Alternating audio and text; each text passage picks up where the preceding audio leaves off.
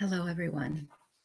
Today is February the 28th, and on my Facebook stream today, I was reminded that on February the 28th, 1993, was the day when the government burst in on the Branch Davidians and started the fight that led to the siege that led to the deaths of all those people.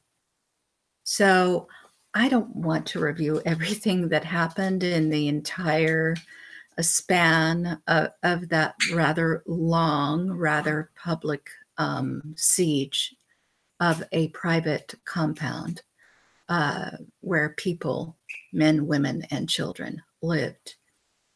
But it just occurred to me today that one of the many wrongs that occurred on that day was the fact that the original raid was licensed under a no-knock warrant. And under a no-knock warrant, what it says is that the government is allowed to raid the home of a citizen without letting them know that there is, in fact, a warrant.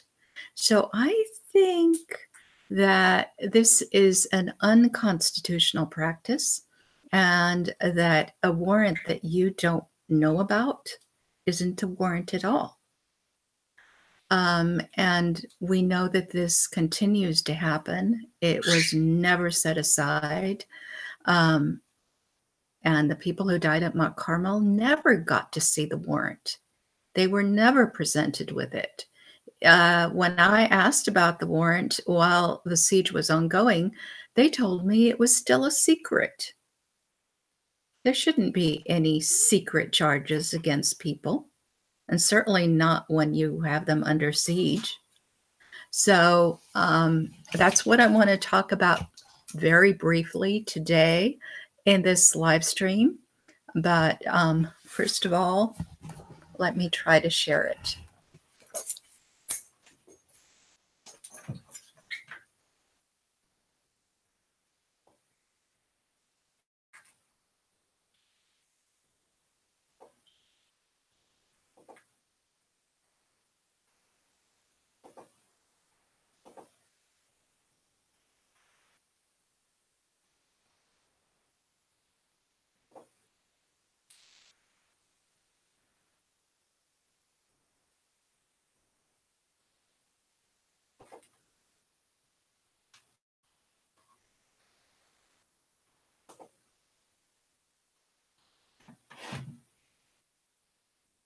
Okay, I found the live stream and I'm now going to share it.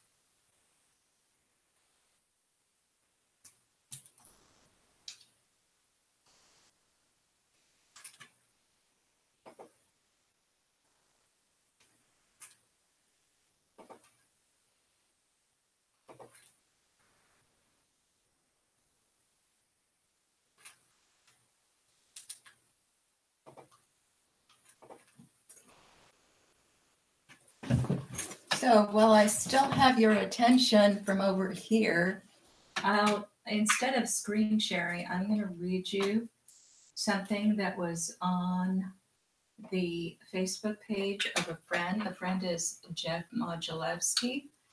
And he started to write, on this day, 28 February 1993, 26 years ago today, federal agents raid the Branch Davidian compound in Waco, Texas. Agents from the Bureau of Alcohol, Tobacco, and Firearms raid the Branch Davidian cult compound in Waco, Texas, prompting a gun battle in which 4 agents and 6 cult members are killed.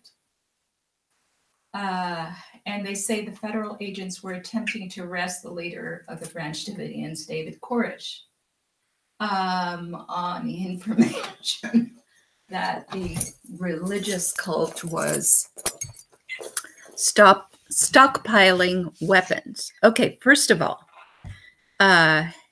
it's not illegal to stockpile weapons. If the weapons are legal, then you can have as many of them as you like. Some people have a lot of cats. Some people have a lot of dogs. Some people have a lot of birds. And some people stockpile weapons. You know, it's not illegal.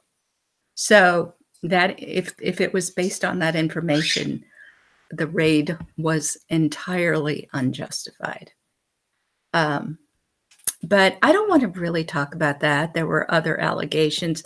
And this guy goes on to tell the history of the cult.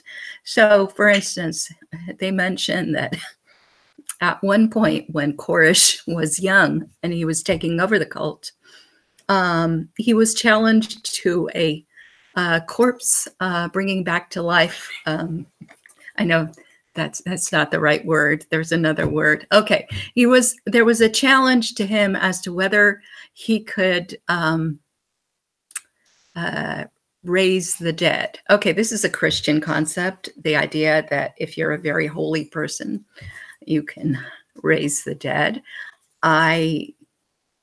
I'm very skeptical of that, but if you are a person who reads a holy book in which people do actually raise the dead, you have nothing to say about this. If you actually believe that, then you're not even going to scoff that they had a competition to see who could raise the dead more efficiently. As it happened, neither of them could raise the dead. And Koresh ended up calling the police to complain that the other guy had exhumed a corpse. So, okay, here's the thing. I don't care what they believed. They have the right to believe whatever they want to believe. Apparently, Koresh was not guilty of exhuming corpses for whatever that's worth. And the other guy was, but you know, I don't care about the fight for leadership of that cult. I'm not a member of that cult. I care that nobody burst in here with a no-knock warrant with their guns drawn the way the ATF did on the Branch Davidians.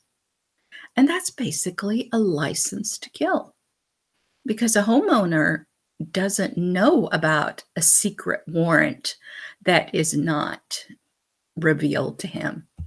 He has every right to draw his own guns on any intruders.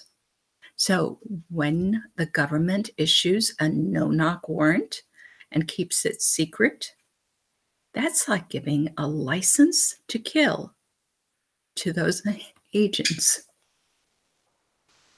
And that's really not okay.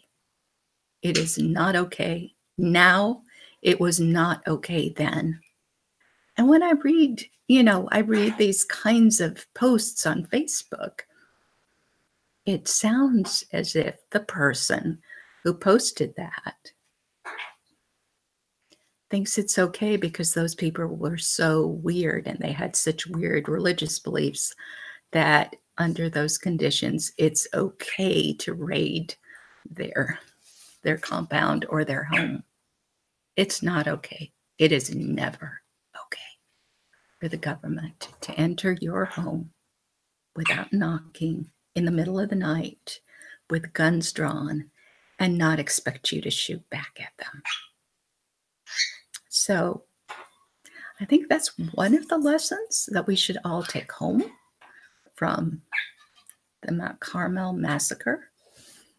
And if you're interested in my viewpoint about all this, read Vacuum County. And that's really all I have to say. So keep that in mind. And if you do run across somebody who thinks that the Mount Carmel massacre was justified, let them know that it was not, that from the very start, it was a raid that went counter to our civil liberties and the Constitution.